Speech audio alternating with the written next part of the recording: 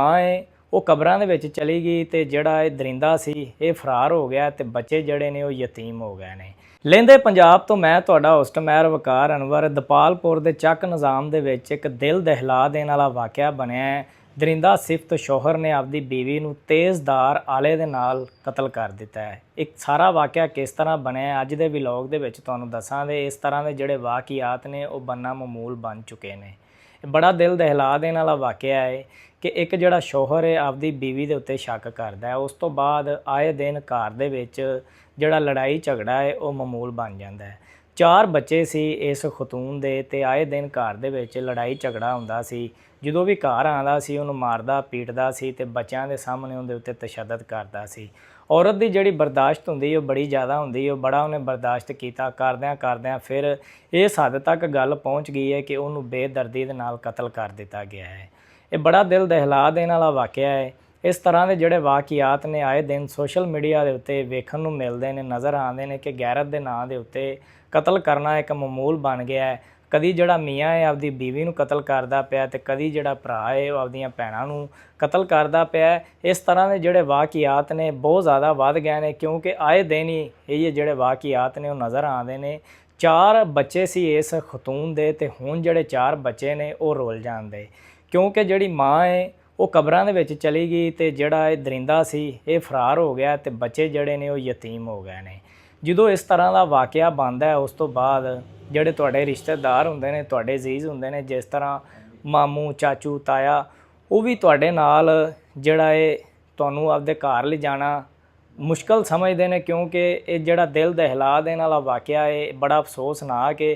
ਫਿਰ ਰਿਸ਼ਤੇਦਾਰ ਵੀ ਜਿਹੜਾ ਇਹਨੇ ਸਾਥ ਛੱਡ ਜਾਂਦੇ ਨੇ ਤੇ ਇਸ ਤਰ੍ਹਾਂ ਦਾ ਅਗਰ ਕੋਈ ਮਸਲਾ ਮਸਾਇਲ ਪੈਦਾ ਹੁੰਦਾ ਹੈ ਤੇ ਜਿਹੜੇ ਮੀਆਂ ਹੁੰਦੇ ਨੇ ਉਹਨਾਂ ਨੂੰ ਬੀਵੀਆਂ ਦੇ ਉੱਤੇ ਤਸ਼ੱਦਦ ਨਹੀਂ ਕਰਨਾ ਚਾਹੀਦਾ। ਉਹਨਾਂ ਦੇ ਵਾਲਿਦੈਨ ਨੂੰ ਬੁਲਾ ਕੇ ਸਮਝਾਉਣਾ ਚਾਹੀਦਾ, ਗੱਲ ਕਰਨੀ ਚਾਹੀਦੀ ਹੈ। ਜਦੋਂ ਇਹ 4 ਬੱਚੇ ਪੈਦਾ ਹੋਏ ਨੇ ਉਸ ਟਾਈਮ ਇਹਨੂੰ ਸ਼ੱਕ ਨਹੀਂ ਹੋਇਆ ਤੇ ਹੁਣ ਜਦੋਂ 4 ਬੱਚਿਆਂ ਤੋਂ ਬਾਅਦ ਇਹਨੂੰ ਸ਼ੱਕ ਪੈਦਾ ਹੋਇਆ ਤੇ ਜਿਹੜੀ ਉਹ ਔਰਤ ਹੈ ਉਹਨੂੰ ਬੇਦਰਦੀ ਦੇ ਨਾਲ ਕਤਲ ਕਰ ਦਿੱਤਾ ਹੈ, ਜਿਹੜੀ ਇਹਦੀ ਬੀਵੀ ਬਣ ਕੇ ਆਪਦੇ ਵਾਲਿਦੈਨ ਨੂੰ ਭੈਣਾਂ ਭਰਾਵਾਂ ਨੂੰ ਛੱਡ ਕੇ ਇਹਦੇ ਕੋਲ ਆਈ ਸੀ।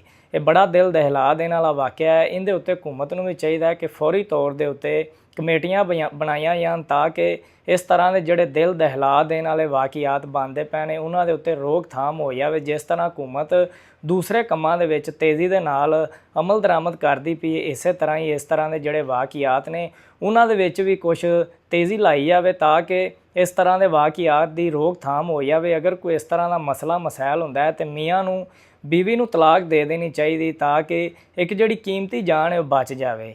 ਲੇਕਿਨ ਇੱਥੇ ਜਿਹੜਾ ਮਾਮਲਾਤ ਕੁਛ ਹੋਰ ਤਰ੍ਹਾਂ ਹੀ ਚੱਲਦੇ ਪਏ ਨੇ। ਬੁੜੀਆਂ ਨੂੰ ਜਿਹੜਾ ਕਤਲ ਕਰਨ ਵਾਲਾ ਕੰਮ ਹੈ ਇਹ ਬੜਾ ਗਲਤ ਹੈ ਤੇ ਇਹ ਜਿਹੜਾ ਇਹ ਫੈਸ਼ਨ ਬਣਿਆ ਪਿਆ। ਆਏ ਦਿਨ ਇਸ ਤਰ੍ਹਾਂ ਦੇ ਵਾਕਿਆਤ ਹੁੰਦੇ ਪਏ ਨੇ।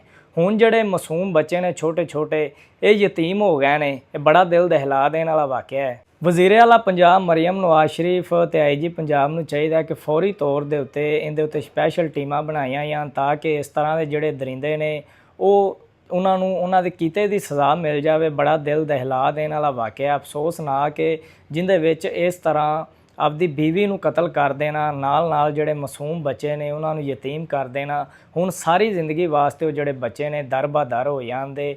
ਇਹ ਜਿਹੜਾ ਸ਼ੌਹਰ ਆਏ ਦਿਨ ਆਪਦੀ ਬੀਵੀ ਦੇ ਉੱਤੇ ਤਸ਼ੱਦਦ ਕਰਦਾ ਸੀ, ਬੀਵੀ ਇਹਦਾ ਜ਼ੁਲਮ ਬਰਦਾਸ਼ਤ ਕਰਦੀ ਰਹੀ, ਲੇਕਿਨ ਆਖਰ ਦੇ ਉੱਤੇ ਆ ਕੇ ਉਹਦਾ ਅੰਜਾਮ ਇਹ ਬਣਿਆ ਹੈ ਤੇ ਬੜਾ ਦਿਲ ਦਹਿਲਾ ਦੇਣ ਵਾਲਾ ਵਾਕਿਆ। ਇਸ ਤਰ੍ਹਾਂ ਦੇ ਵਾਕਿਆਤ ਨਹੀਂ ਹੋਣੇ ਚਾਹੀਦੇ।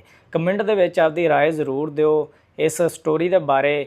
ਸਾਡਾ ਮਕਸਦ ਇਹ ਹੁੰਦਾ ਹੈ ਕਿ ਇਸ ਤਰ੍ਹਾਂ ਦੀਆਂ ਜਿਹੜੀਆਂ ਸਟੋਰੀਆਂ ਨੇ ਉਹਨਾਂ ਨੂੰ ਤੁਹਾਡੇ ਅੱਗੇ ਲੈ ਕੇ ਆਉਣਾ ਤਾਂ ਕਿ ਜ਼ਿਆਦਾ ਤੋਂ ਜ਼ਿਆਦਾ ਜਿਹੜਾ ਸ਼ਊਰ ਹੈ ਉਹ ਪੈਦਾ ਹੋ ਜਾਵੇ, ਨਾ ਕਿ ਇਸ ਤਰ੍ਹਾਂ ਦੀਆਂ ਸਟੋਰੀਆਂ ਲਿਆ ਕੇ ਤੁਹਾਨੂੰ ਡਿਸਾਈਡ ਕਰਨਾ ਜਾਂ ਤੁਹਾਡੀ ਦਿਲ ਆਜ਼ਾਰੀ ਕਰਨਾ। ਇਸ ਤਰ੍ਹਾਂ ਦੇ ਜਿਹੜੇ ਅਫਸੋਸਨਾਕ ਵਾਕਿਆਤ ਨੇ ਉਹਨਾਂ ਦੇ ਵਿੱਚ ਇਜ਼ਾਫਾ ਹੁੰਦਾ ਜਾਂਦਾ ਪਿਆ। ਕਮੈਂਟ ਕਰਕੇ ਜ਼ਰੂਰ ਦੱਸੋ ਕਿ ਇਹਦੇ ਵਿੱਚ ਸ਼ੌਹਰ ਨੂੰ ਕੀ ਕਿਰਦਾਰ ਅਦਾ ਕਰਨਾ ਚਾਹੀਦਾ ਸੀ ਤੇ ਜਿਹੜੀ ਬੀਵੀ ਹੈ ਉਹਨੂੰ ਜਿਹੜਾ ਬੇਦਰਦੀ ਦੇ ਨਾਲ ਕਤਲ ਕੀਤਾ ਗਿਆ। ਹੁਣ ਜਿਹੜੇ ਬੱਚੇ ਨੇ ਉਹਨਾਂ ਦਾ ਕੀ ਬਣੇਗਾ। ਅੱਜ ਦੇ ਪ੍ਰੋਗਰਾਮ ਤੋਂ ਮੈਨੂੰ ਦਿਓ ਇਜਾਜ਼ਤ। ਇੱਕ ਨਵੇਂ ਪ੍ਰੋਗਰਾਮ ਦੇ ਨਾਲ ਤੁਹਾਡੇ ਨਾਲ ਫਿਰ ਹੋਵੇ ਦੀ ਮੁਲਾਕਾਤ। ਉਦੋਂ ਤੱਕ ਅੱਲਾ ਨਿਗਹਿਬਾਨ।